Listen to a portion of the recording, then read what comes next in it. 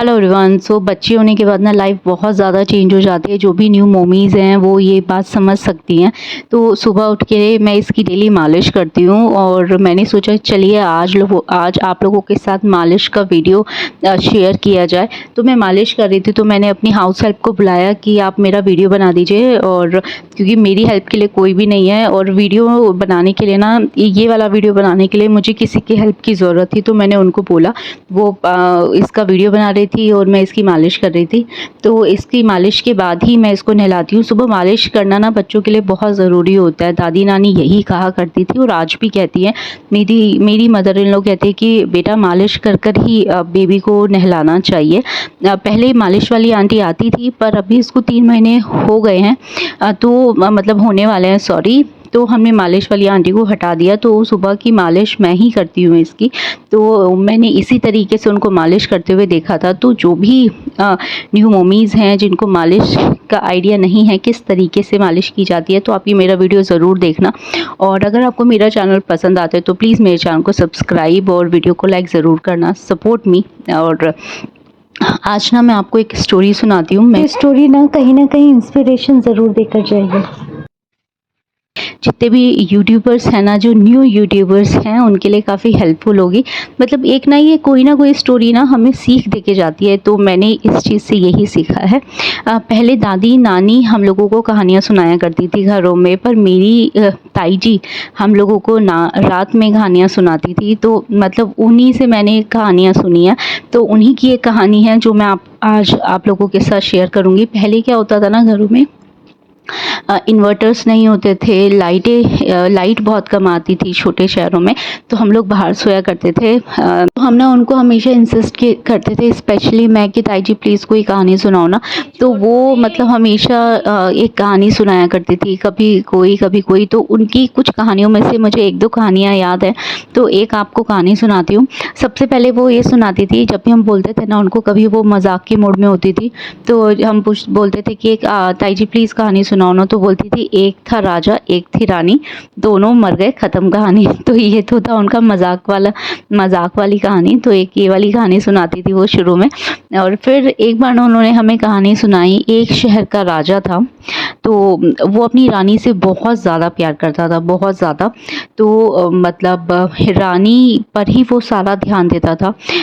जैसे जैसे रानी कहती थी वैसे वैसे वो राजा किया करता था। उसने ना अपनी राज्य पर ध्यान देना अपनी रानी की वजह से कम कर दिया। मतलब वो अपने राज्य पर ध्यान ही नहीं देता था। उसकी जो प्रजा थी, जो उसके राज्य की प्रजा थी, वो कुछ ना कुछ उसको कंप्लेन लेकर आती थी, पर वो उनको नज़रअंदाज कर देता था। वो उनकी बातों पे बिल्कुल भी ध्यान नहीं देता था। और रानी की बातों को पूरा करने के लिए वो अपनी प्रजा को तंग किया करता था। उसकी ख्वाहिशें, उसकी चीज़ों को पूरा करने के लिए ना वो अपनी प्रजा को बोलता था कि आज रानी ने ये डिमांड की है तो आप आज ये चीज़ करके मुझे दो, रानी ने आज ये डिमांड की है तो आप मुझे ये चीज़ करके दो। तो ना वहाँ की प्रजा उससे बहुत ज़्यादा परेशान हो गई थी और राजा अपनी सारा ध्यान अपनी प्रजा से छोड़कर अपनी रानी पर दिया करता था।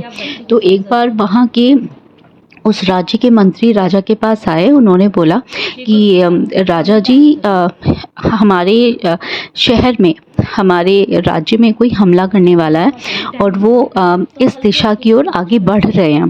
तो राजा ने ये बात सुनी, पर सुनने के बाद राजा ने उस पर ध्यान नहीं दिया और राजा अपनी रानी के साथ कुछ दिनों के लिए अपने राज्य से बाहर घूमने के लिए चला गया। तो मंत्री ने उसको पहले अलर्ट कर दिया था कि कोई हमारे राज्य पर हमला करने वाला है, पर राजा ने बिल्कुल भी ध्यान नहीं दिया। वो अपने राज्य को छोड़कर अपनी रानी के साथ घूमने के लिए निकल गया। जब वो वापस घूमकर आया ना, तो उसने देखा उसका राज्य उसके हाथों से जा चुका था। वहाँ की सत्ता पलट चुकी थी।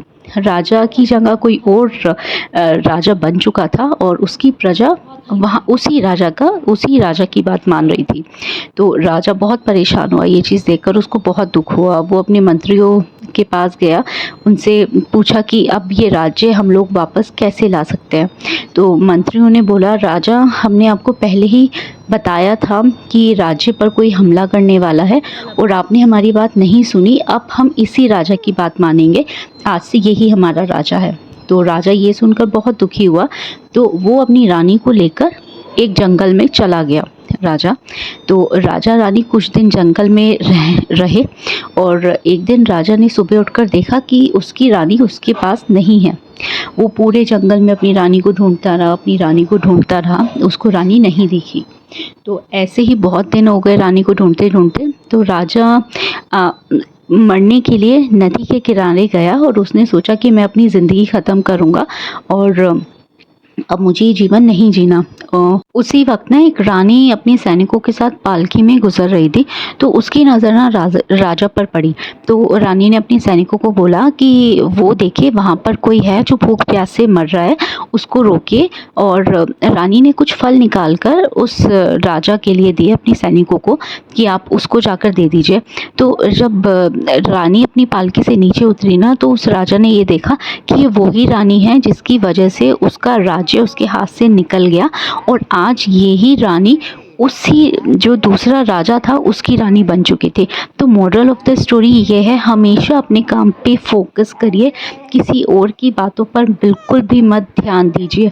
तो जितने भी नए यूट्यूबर्स हैं ना, मैं उनको यही बोलूँगी, कोई आपको कुछ भी बोले, आप अपनी मेहनत करते रहिए, कभी ना कभी आपको सफलता ज़रूर मिलेगी।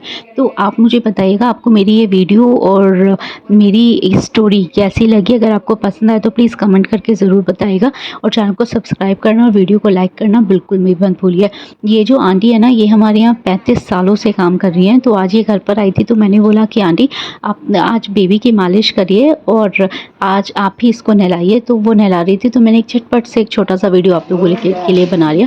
तो ये है वो मेरी आंटी और इनके तरफ से ना हम लोगों को बहुत प्यार मिलता है और हम भी उनको इतना ही प्यार करते हैं। So thank you so much everyone, bye. हाँ हाँ हाँ, बस नाई हो गई, बाबू की नाई हो गई, नाई हो गई। आंटी देखना, आंटी